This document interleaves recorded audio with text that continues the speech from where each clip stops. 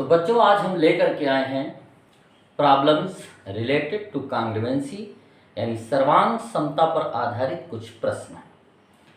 मैं आपको भरोसा दिलाता हूं कि यदि आप गणित से डरते हैं तो आपको डरने की आवश्यकता नहीं है। आपको गणित बहुत आसान शब्दों में हम समझाने वाले हैं। हर दिन आपको अच्छे से अच्छे वीडियो सुनने को मिलेंगे, तो आप हमारे चैनल को सब्सक्राइब करें, लाइक करें और अपने दोस्तों तक पहुंचाएं।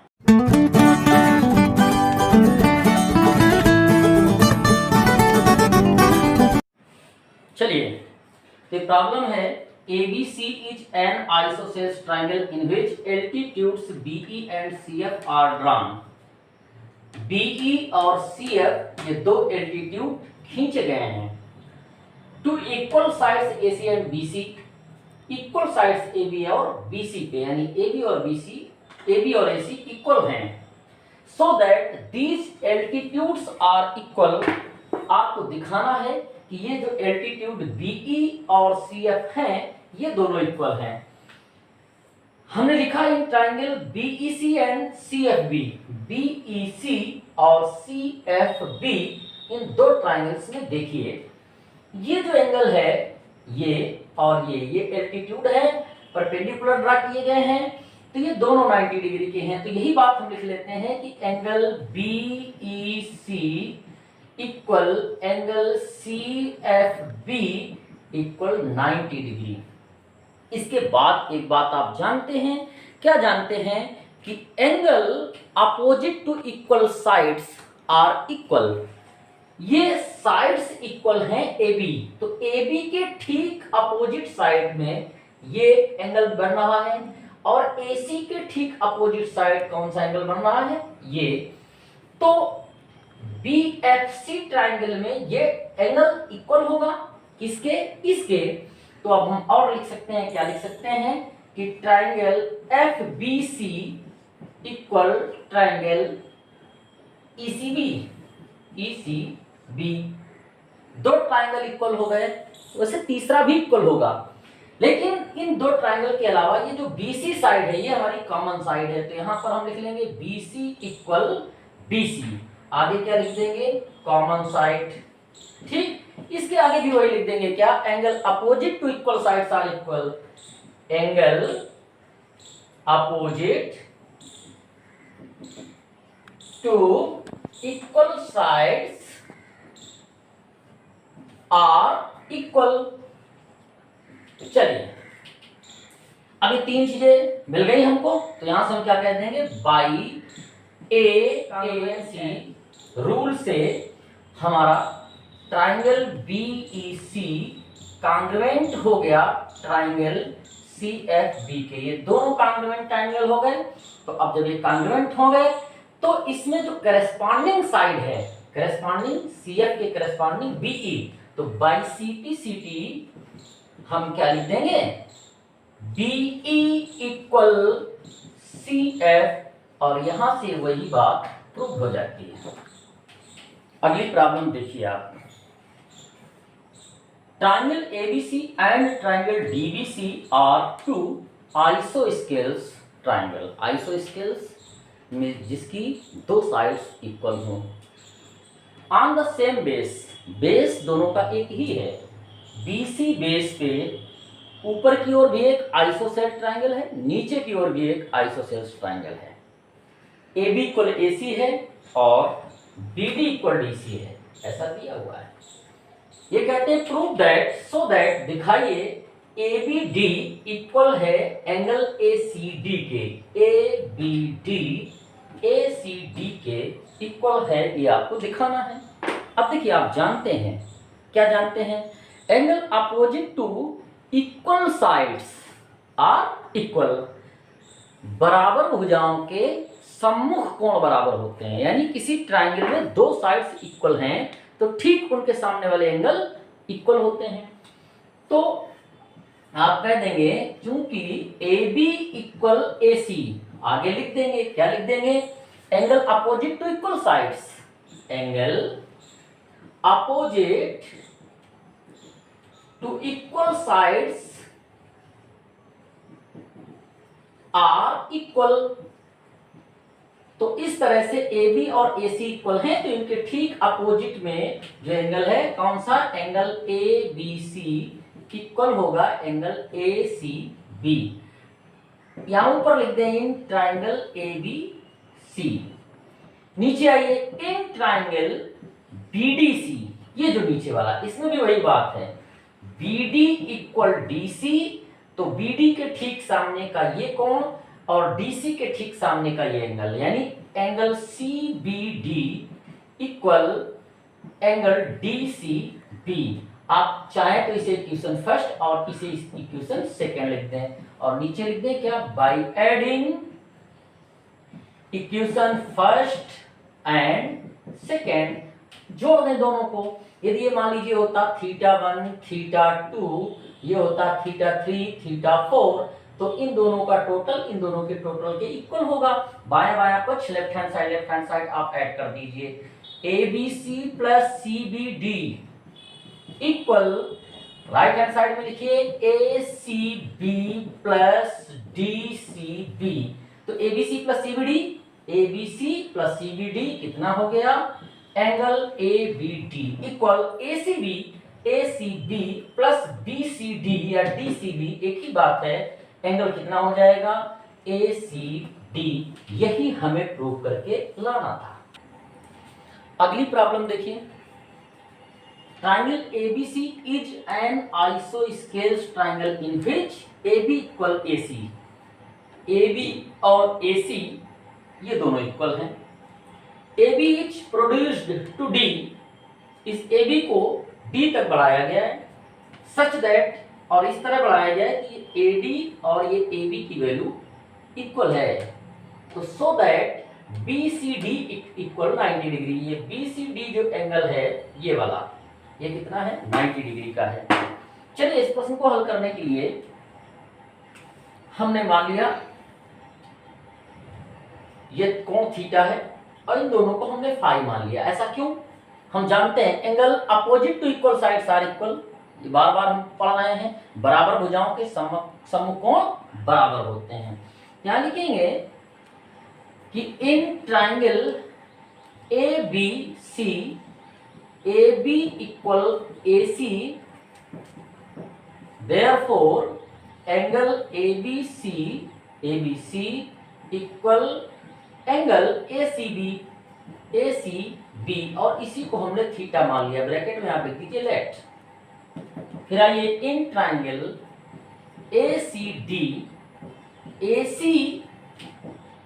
इक्वल AD, तो यहां पर भी वही बात लागू होगी, angle opposite to equal sides are equal, बराबर भुजाओं के समकोण बराबर होते हैं। तो angle ACD equal angle ADC, यानी ये इसके बराबर होगा। इसे हमने फाई कर दिया, इसके भी आगे लिख लीजिए ब्रैकेट में लेट। अब जरा गौर से देखिए, ये जो एंगल है ये कितना होगा, कौन सा, एंगल BAC। आप जानते हैं in triangle the sum of all angles are 180 degree, तो थीटा प्लस BAC कितना हो जाएगा, तो BAC की वैल्यू यदि हम जानना चाहें, theta plus angle BAC equal 180 degree होगा, तो BAC की वैल्यू कितनी हो जाएगी, 180 माइनस 2 थीटा। सिमिलरली यदि हम इसकी वैल्यू चाहें, तो यहाँ पे ये थीटा इक्वल है, इन तीनों का total means phi plus DAC, angle DAC equal 180 यहाँ पे भी लिखा जाए, तो एंगल DAC की वैल्यू कितनी आ जाएगी, 180 माइनस 25। अच्छा, BAD is a straight line. आप जानते हैं कि ये एक क्या है, BAD एक सीधी लाइन है और AC उस पर स्टैंड कर रही है, तो इस तरह से एंगल BAC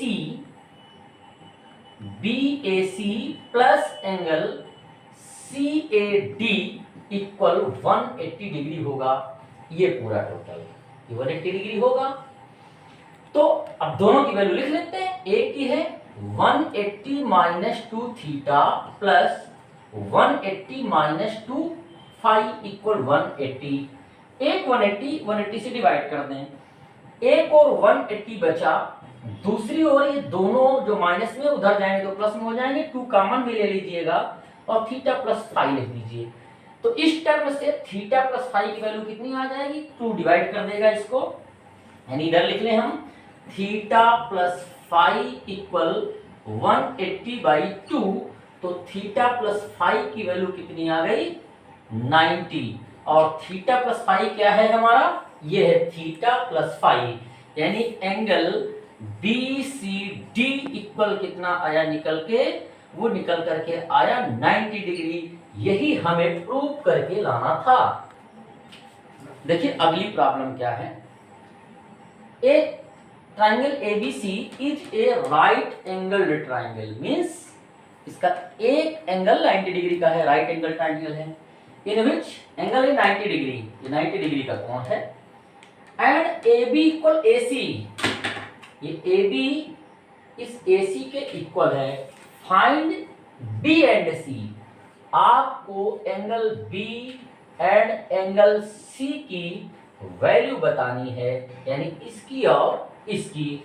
हल करेंगे, आप जानते हैं ना, मैं बार बार कह रहा हूं, उसी से रिलेटेड प्रश्न है कि बराबर भुजाओं के सम्मुख कोण बराबर होते हैं, angle opposite to equal sides are equal.